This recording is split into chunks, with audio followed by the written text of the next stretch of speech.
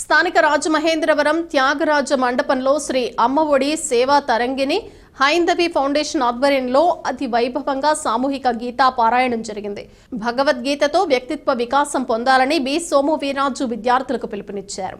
ఈ మహోత్సవంలో భాగంగా తెల్లవారుజాము నుండి లక్ష్మీ గోదా సమేత శ్రీ సౌలభ్య శ్రీనివాస పెరుమాళ్కు ధనుర్మాస తిరుప్పావై వ్రతం నిర్వహించారు.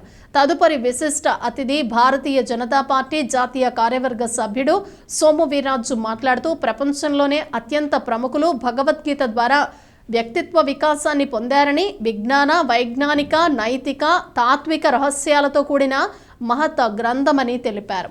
హైందవి ఫౌండేషన్ శ్రీమాన్ అశోక్ మాట్లాడుతూ 2025 నాటికి 1,00,000 మందికి భగవద్గీత నేర్పాలన్న లక్ష్యంలో భాగంగా ఈ కార్యక్రమాన్ని నిర్వహించామన్నారు. సంస్కృత భూయిష్టమైన గీతా పఠనం వల్ల జ్ఞాపక శక్తి, మేధాశక్తి, ముఖవచ్చస్సు పెరుగుతుందని ఆధునిక శాస్త్రవేత్తలు కూడా వెల్లడించారని అన్నారు. 10 విద్యా సంవత్సరాల నుండి విచ్చేసిన 700 మంది విద్యార్థులకు ప్రముఖ సంస్కృత పండితులు శ్రీమాన్ దోర్బాల ప్రభాకర శర్మ పారాయణం చేయించారు.